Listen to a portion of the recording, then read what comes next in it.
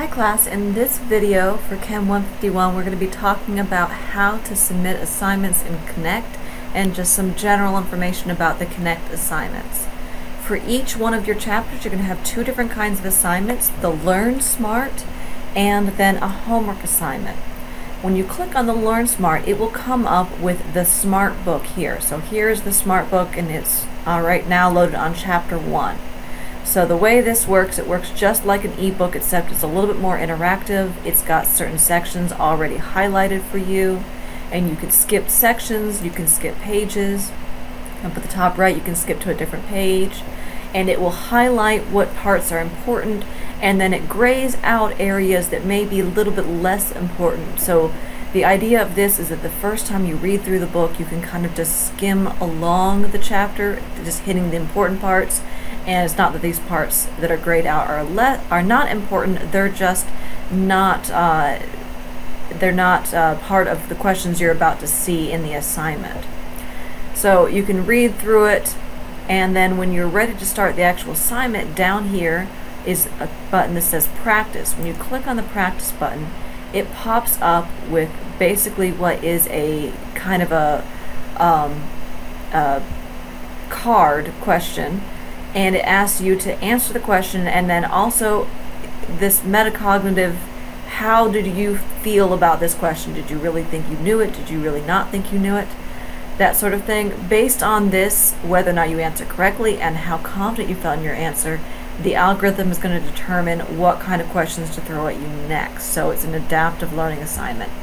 You'll notice down here at the bottom it says 40 items left. So for these chapters there are 40 of these flashcards per chapter. If you answer the question correctly, you'll notice this number will go down to 39.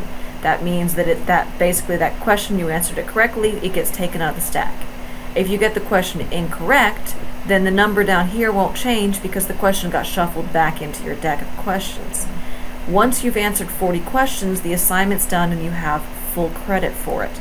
There is no limit to how many times you can answer questions as long as at the end you've answered 40. If you go through and you've gotten 20 questions left and then you never go back and finish the assignment, you'll get a half credit on the assignment. If you need to stop the assignment and go back and finish it later, it will save your work. It won't make you redo the whole thing. But in order to get full credit on a Learn Smart assignment, you do have to answer at least 40 of the items correctly before the due date. Once the due date passes, so if you're working on this late at night on the night it's due, when the due date passes, it will send your grade at that time back to Blackboard. So if you finish the assignment and you notice it's after midnight and you go back to check your grade on Blackboard, it's probably not going to show you 100 because it's going to show that you had only partially completed it before the due date. So that's the first kind of assignment. I recommend doing this one first because this is usually more of the definitions and lower concept questions. And it also goes hand in hand with the book. At any point in time, if you are stuck, you can click read, it goes back to the book. You can click read about it and it will take you straight to that part of the book. Or you can click slides and it will take you to Chemistry slides is the specifically study of about that matter book, and and its I've got the properties. volume turned off right now, Matter but is they'll defined talk as about anything that has mass so and she'll volume. come up and she'll talk about what's The on image shows this copper slide and that would helium, help. which are both examples of So matter. that's the first assignment. Let's look at the Chemists second study kind the of composition assignment. of matter and the changes So the it second undergoes. kind of assignment is going to be, say, chapter something homework. These for my class are always 10 questions. You can move back and forth with the questions using the arrows up here, or you can also skip ahead to a question using the drop-down buttons. You can answer them in any order you want to. This assignment is worth twice as much as the Learn Smart assignment. So Learn Smart assignments are worth 5 points apiece. These ones are worth 10 points apiece.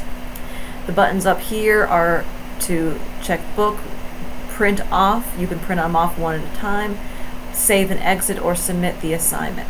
You do not need to click save and exit. It will save your work as you move along, but if you really want to make sure that it has saved your last answer, you can click save and exit if you need to finish it later. So you'll also notice here it has this thing that says 3 attempts left and check my work.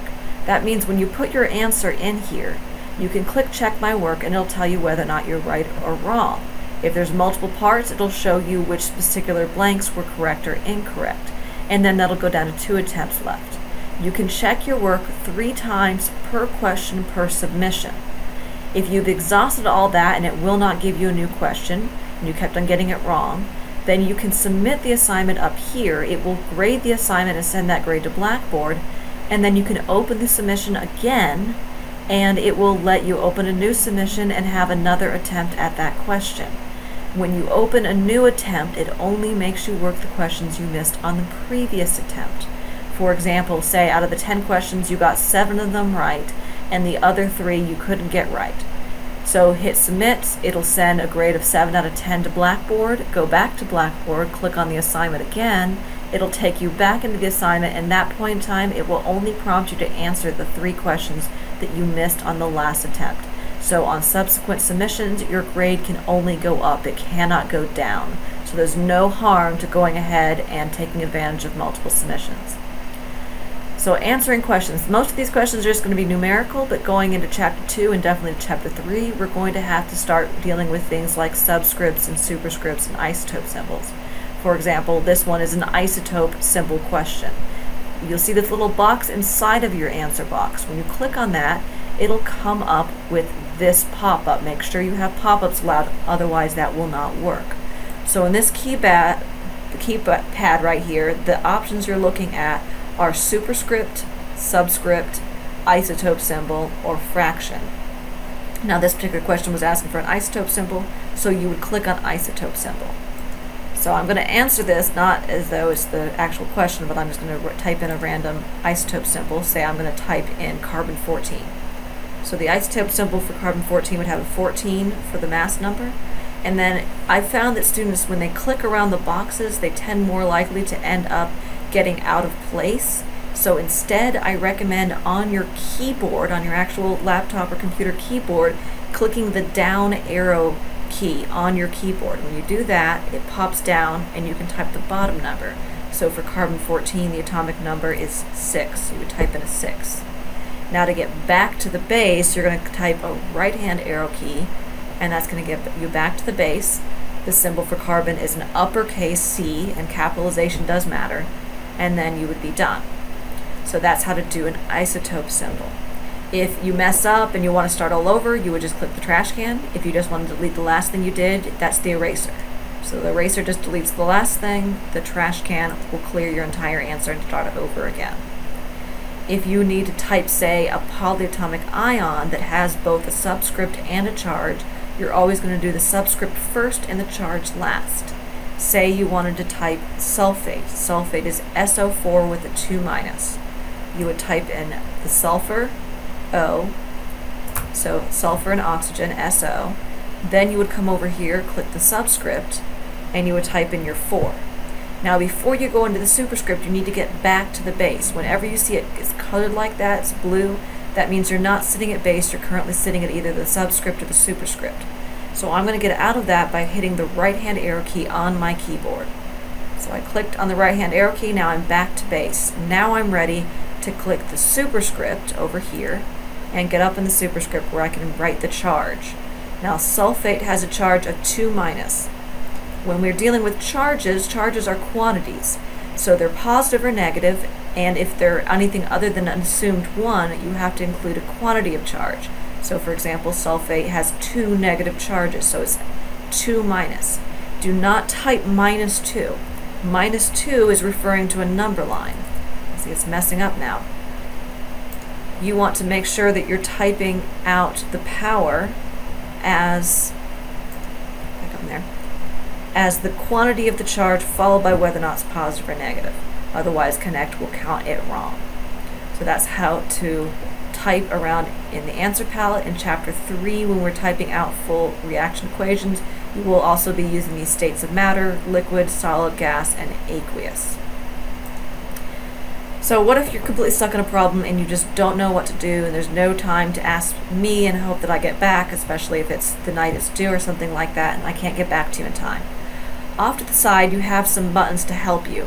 Report problem. This is if the question seems to be incorrect and you need to report a technical glitch. Hint will give you a hint to how to answer the question. Say something about, well, how do you determine? Just it's kind of a leading question. and then you can go back in. Now, solution and guided solution are different. Solution will just show you the fully worked out problem, while guided solution is a interactive. It will ask you, well, first of all, let's figure out the number of the mass number, and then you'll figure out the mass number, enter it, and it'll say, okay, good, you got the mass number, let's keep working. It's interactive. Whereas if you click solution, it will just tell you, here's the answer. When you click solution, it says, are you sure you want to see this? Because when you see the solution, it gives you the answer key. It won't let you then submit the answer that it gives you.